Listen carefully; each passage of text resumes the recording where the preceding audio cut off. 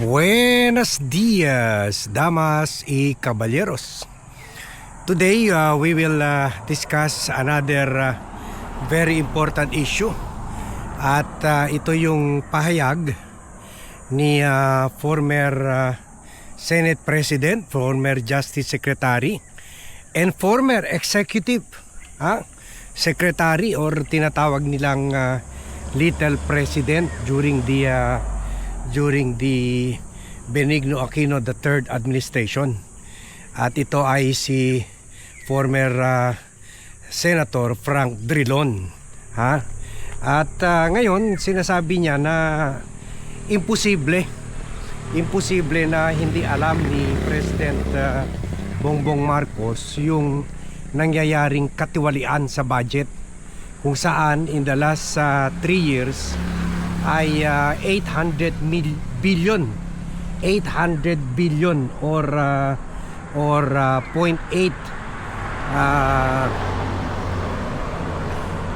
billion ang na-insert, 0.8 trillion ang na-insert sa General Appropriations Act or budget, yearly budget natin, annual budget natin.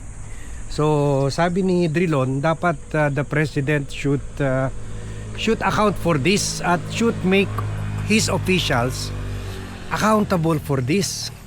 Kasi kung hindi niya gagawin ito, the suspicion will always be there na nakinabang siya.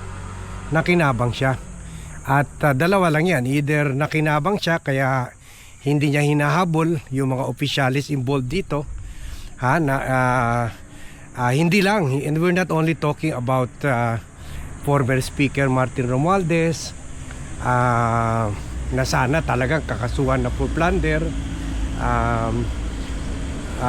his son Sandro Marcos, Majority Leader of the House, and also itong si former Executive Secretary Lucas Bersamin, and former DBM Secretary Amina Pangandaman, and also itong si Undersecretary Bersamin, and many others. So sabi ni Drilon, the President should explain why he did not veto these items. Kumbaga, bakit hindi niya dinisapprove ito?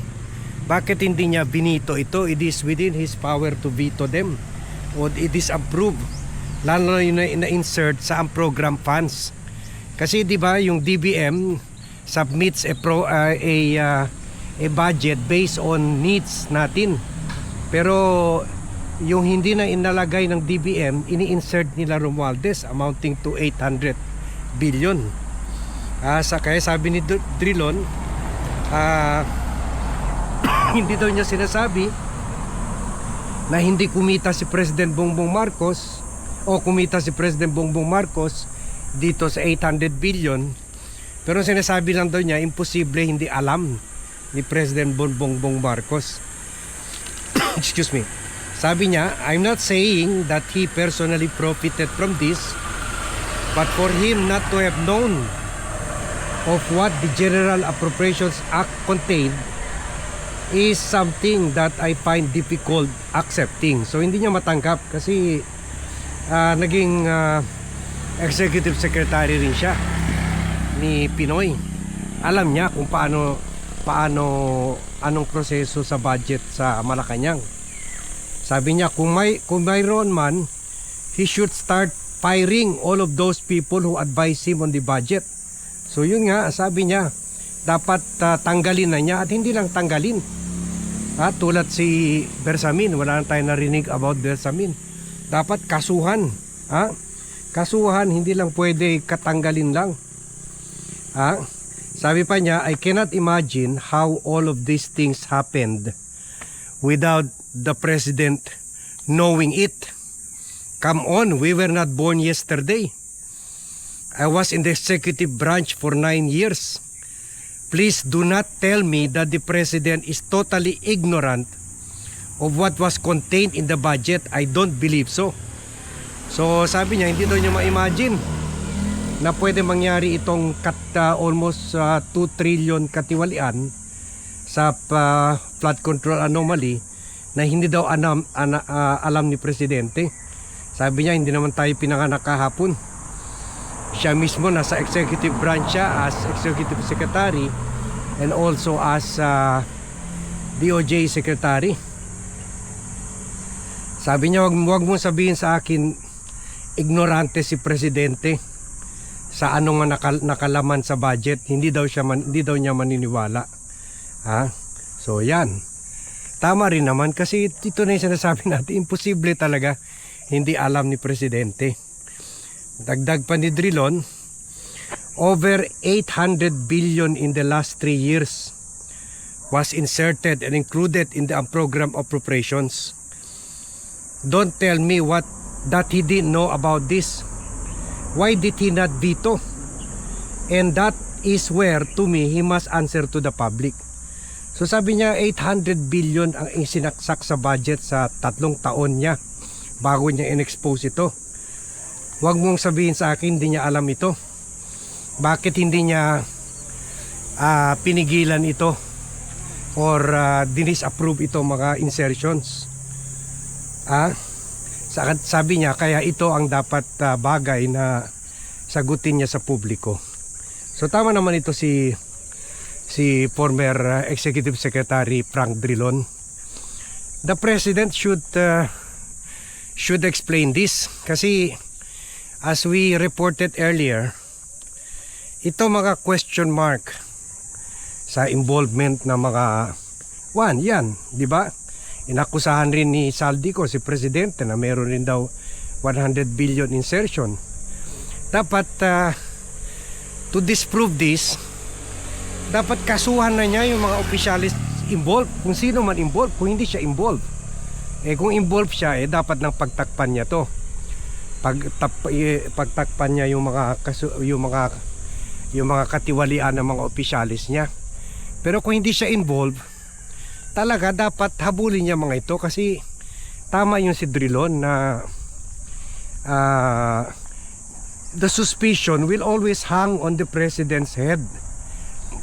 Andon parati yung suspicion na nakinabang rin siya unless habulin niya yung mga talagang nagnakaw.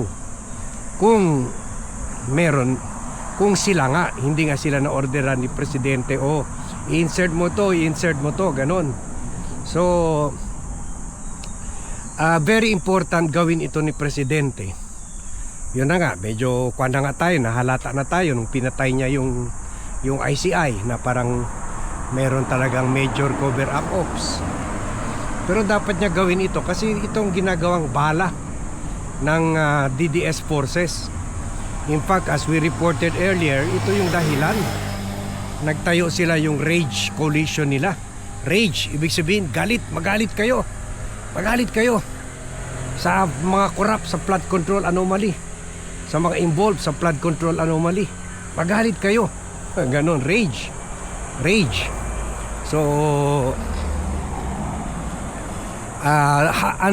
until these things remain unanswered, these questions, these suspicions na involved talaga or mastermind talaga si President Bongbong Marcos, hindi lang si Cheese, hindi lang si Romualdez. Kumaga that is the presumption na si Cheese at Romualdez ay gagawin lang fall guy ni Marcos. So to prove na hindi ganon ang senaryo, na hindi si President Bongbong Marcos mismo ang mastermind sa mga anomaliyang ito sa 800 billion insertions, then the President should really go after yung involved. Hindi lang si Cheese, hindi lang si Romualdez, pati sila Bersamin, sila Pangandaman, pati hindi sila kinasuhan, pati tinanggal lang. So that in itself is questionable So unless gagawin ito ni President Bongbong Marcos, ang apekto niyan parang siya pa nagbibigay bala kina Sara Duterte. Siya pa nagbibigay bala sa mga DDS, at dahil dito, because of this question hanging over his head, Marcos will always be seen as as having a kiss of death. Kasi hindi niya pwede totally habulin si Sara kasi okay, kinokondena rin natin, gusto rin natin habulin niya si Sara for 612 million confidential funds and 125 million confidential funds. Pero kung pag-isipan mo yan, ano lang man yan kumpara sa 800 billion or